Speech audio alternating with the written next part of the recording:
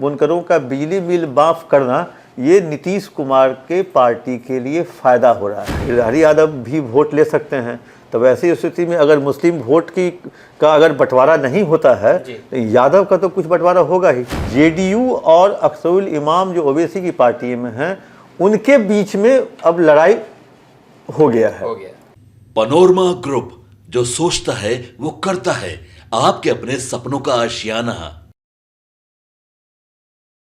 नमस्कार, भारत लाइव देख रहे हैं आप। मैं वेद सिंह और आपका स्वागत है आपके पसंदीदा कार्यक्रम झाजी का विश्लेषण में। तो आज हम झाजी से जानेंगे कि पूर्णिया किशनगंज में हो गया बड़ियार खेला, कटिहार बांका भागलपुर में समीकरण फेल। तो अब हम सीधे जुड़ेंगे झाजी से और इसके बारे में जानेंगे। क्या लगता है झाजी कि अगर बात की जाए दूसरे चरण की 5 सीटों पे, तो पूर्णिया किशनगंज में मतलब एक खेला होते हुए नजर आया हमें, और कटिहार बांका भागलपुर में जो समीकरण है वो फेल होते हुए नजर आए। क्या कहेंगे आप इस पे? देखिए, पूर्णिया में खेला करने के लिए मैन ऑफ द मैच का पुरस्कार अगर किसी को मिले तो पप्पू यादव ने वहाँ खेल कर दिया है। तेजस्वी 32 विधायकों के साथ कैंप किए 3 दिन तक, तब पर भी वो अपने वोटरों को लुभा नहीं सके। बीमा भारती के लिए नहीं कर सके कुछ। बीमा भारती चली गई, जो हम लोग का सर्वे बता रहा है वो काफ़ी पीछे रह गई। यहाँ तक कि संतोष कुशवाहा का देखा जाए तो संतोष कुशवाहा भी से लोग नाराज़ थे, और एक लहर सी पप्पू यादव के पक्ष में चल रही थी, जिसका फ़ायदा पप्पू यादव को मिला। क्योंकि पप्पू यादव को एक सिंपैथी इस चीज़ का मिला क्योंकि उन्हें कांग्रेस ज्वाइन कराया गया था, वो सीट कांग्रेस को देने के लिए, पप्पू यादव को देने के लिए, और वो उस पर लालू यादव और तेजस्वी यादव अड़ गए तो नहीं, पप्पू यादव को ये सीट नहीं देनी है। तब आनंद फानंद में बीमा भारती को वहाँ से, लोकल विधायक को वहाँ से बुला करके ज्वाइन करा करके टिकट दिया गया। संतोष कुशवाहा के साथ है प्रॉब्लम, जो उनके प्रति लोगों की नाराज़गी थी, और जो क्योंकि इस बार 5 से 7 उम्मीदवार ऐसे लालू प्रसाद यादव ने दिए हैं पूरे बिहार में जो कुशवाहा समाज से हैं, लव कुश। तो कहीं ना कहीं उस वोट बैंक को तोड़ने का जो प्रयास लालू प्रसाद यादव ने किया, वो हो सकता है उसका फ़ायदा मतलब लालू यादव को तो मिला ही, संतोष कुशवाहा को घाटा हुआ। तो कहीं वो अगर संतोष कुशवाहा से अगर शिफ्ट हुआ होगा बीमा भारती में, वैसे बीमा भारती रेस से बाहर हो चुकी हैं लगभग, लेकिन संतोष कुशवाहा को भी फायदा नहीं होगा।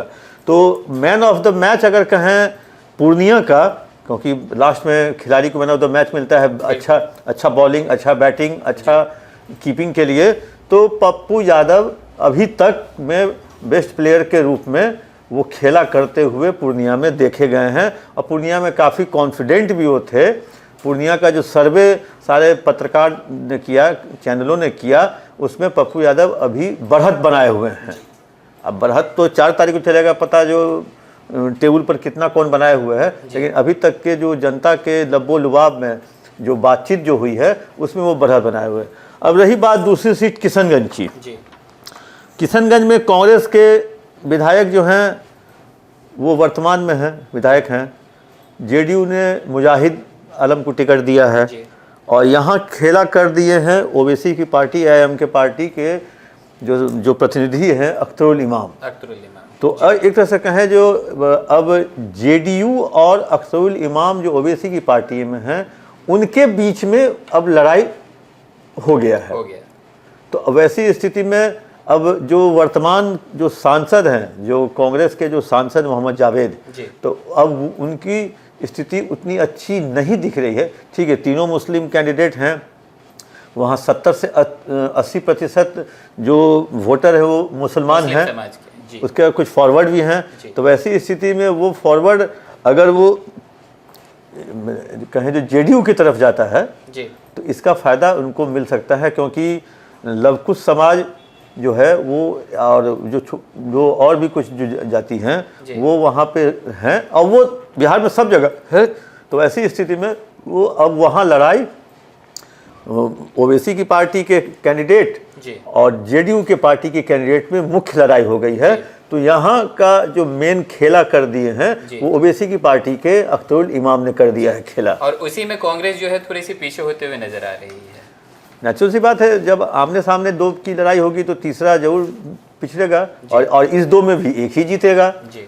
तो लेकिन अभी कौन जीतेगा कौन हारेगा, बहुत सारी बंदिशें हैं न्यूज़ चैनल के पास, इसलिए लोग पहले नहीं बता पाते हैं। वो आदमी बताएगा 1 तारीख को शाम में, सारा वोटिंग खत्म होने के बाद बताएगा लोग तो किसकी कहाँ स्थिति मजबूत है, कौन कहाँ से जीत रहा है, कौन कहाँ से हार रहा है, कितनी सीटें किसको आ रही है। लेकिन कुछ बंदिशें हैं, उस बंदिशों का पालन करना पड़ता है। लेकिन बढ़त बनाना और बढ़त पीछे रहना, ये उस बंदिश में नहीं आता है। तो यहाँ पे अभी जेडीयू और लड़ाई अख्तर इमाम की ओवैसी की पार्टी के बीच में है। चलिए, तो अब अगर बात की जाए कटिहार, बांका और भागलपुर में जो समीकरण था वो हमें फेल होते हुए नजर आ रहा है, इस पे क्या कहेंगे झा जी? भागलपुर में तो समीकरण फेल दिख गया, क्योंकि भागलपुर में जो है मुस्लिम वोट जो आशा कर रही थी महागठबंधन, पूरी की पूरी मुस्लिम वोट उनके झोली में जाएगा, ऐसा नहीं हुआ है। जो मेरी जानकारी है, उस जानकारी के अनुसार जो भागलपुर में जो दंगे हुए थे, उस दंगे में जितने भी जो दोषी थे उनको इस सरकार ने, नीतीश कुमार की वर्तमान सरकार ने वहाँ पे फिर से सारे केस को खुलवाया, ट्रायल करवाया, उसको दोषी को सजा दिलवाया। एक दूसरा, जो नाथनगर में जो बुनकरों का जो एक केंद्र है, बुनकर की जो एक बस्ती है, बुनकर का एक इलाका है जो मुस्लिम बहुल क्षेत्र है, वो बहुत हाशिए पे थे, उनकी स्थिति बहुत दयनीय थी। तो कहा जा रहा है जो उस इलाके के बुनकरों का बिजली बिल माफ करना, ये नीतीश कुमार के पार्टी के लिए फायदा हो रहा है, एक बेनिफिट। हाँ, तो ऐसी स्थिति में अगर मुस्लिम वोट, अगर मान लीजिए अगर 5% भी 10% भी अगर महागठबंधन से कट जाता है तो वो फायदा होगा जेडीयू को, इनको घाटा होगा। और सवर्ण समाज जो है, जो भूमिहार है, ब्राह्मण है, राजपूत हैं, जिस जाति से अजीत शर्मा आते हैं, वो उतने एग्रेसिव होके वोट नहीं करते हैं जितना एग्रेसिव होके यादव मुस्लिम वोट करते हैं, उतने एग्रेसिव होके ये लोग वोट नहीं करते हैं। तो इसीलिए ये, और लव कुश का जो है समीकरण वो भी यहाँ फेल दिखा है, इनके पक्ष में नहीं दिखा। देखिए, लव कुश का समीकरण वहीं पे लालू यादव को फायदा पहुंचा रहा है जहां उन्होंने उस तरह का कैंडिडेट दिया, या उस कैंडिडेट के खिलाफ अगर अपना कैंडिडेट दिया है। तो वैसी स्थिति में जो कहें, जो भागलपुर की लड़ाई में तो हैं, लेकिन अजय मंडल जो परसों तक लड़ाई में कहीं पीछे छूट रहे थे, वोटिंग के दिन वो अब नेक टू नेक के फाइट में आ गए हैं। चलिए, अगर बात की जाए मतलब महागठबंधन की, तो उनका जो समीकरण हुआ करता था एमवाई समीकरण, लेकिन इस बार ऐसा देखने के लिए मिल रहा है कि एमवाई स्क्वायर समीकरण, मतलब मुस्लिम और यादव का तो समीकरण था ही, लेकिन अब मल्लाह और यादव का भी समीकरण देखने के लिए इस बार मिला है। तो क्या लगता है, इससे कुछ फर्क पड़ा है या नहीं वहाँ पे? देखिए, मल्लाह इन इलाकों में उतना तो नहीं है। मल्लाह का इलाका खगड़िया है, मुजफ्फरपुर है, समस्तीपुर के कुछ इलाकों में है, उसका उतना वहाँ पे उतना नहीं है। हाँ, बांका में कुछ हो सकता है। बांका में मल्लाह को बेलदार कहा जाता है, जो वहाँ बांका में कुछ इलाकों में मल्लाह समाज हैं। बांका में भी गिरधारी यादव वर्सेस जयप्रकाश यादव है। गिरधारी यादव वर्तमान सांसद हैं, और मतलब वो मिलनसार भी हैं, लोगों से मिलते भी हैं, और उनकी छवि भी कोई ख़राब नहीं है। जयप्रकाश यादव भी उसी मुंगेर से रहे हुए हैं एमपी, तो मुंगेर से सटा हुआ इलाका है बांका। वैसी स्थिति में उनके भाई जो विजय प्रकाश हैं, वो भी बिहार सरकार में मंत्री रहे हैं। तो एक फ़ायदा वहाँ जयप्रकाश यादव को मुस्लिम, मल्लाह और यादव, लेकिन गिरधारी यादव भी यादव है, तो वो हम कैसे कह दें जो पूरा वोट जयप्रकाश यादव अपनी ओर शिफ्ट करा लेंगे। गिरधारी यादव भी वोट ले सकते हैं। तो ऐसी स्थिति में अगर मुस्लिम वोट का अगर बंटवारा नहीं होता है, तो यादव का तो कुछ बंटवारा होगा ही।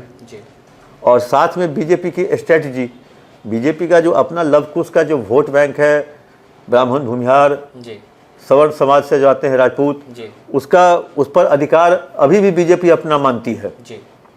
तो लेकिन वो कितना गिरधारी यादव को मिलता है कि नहीं मिलता है, उस पर वो 4 तारीख को पता चलेगा। अभी संदेह बना हुआ है। हाँ, संदेह बना हुआ है। तो जैसा कि अभी आपने सुना कि झा जी के विश्लेषण में किस तरह से झा जी ने बताया कि मतलब जो 5 सीटों पे अगर बात की जाए, पूर्णिया, किशनगंज, कटिहार, बांका और भागलपुर, तो पूर्णिया और किशनगंज में तो खेला होते हुए हमें नजर आ ही रहा है। और अगर बात की जाए कटिहार, बांका और भागलपुर, तो इस पे जो मतलब समीकरण था, एमवाई समीकरण महागठबंधन की तरफ से, तो कहीं ना कहीं इसमें थोड़ा सा गड़बड़ होते हुए भी हमें मतलब दिख रहा है। तो और भी ऐसे तमाम खबरें देखते रहने के लिए आप जुड़े रहें भारत लाइव के साथ। धन्यवाद। पनोरमा ग्रुप, जो सोचता है वो करता है।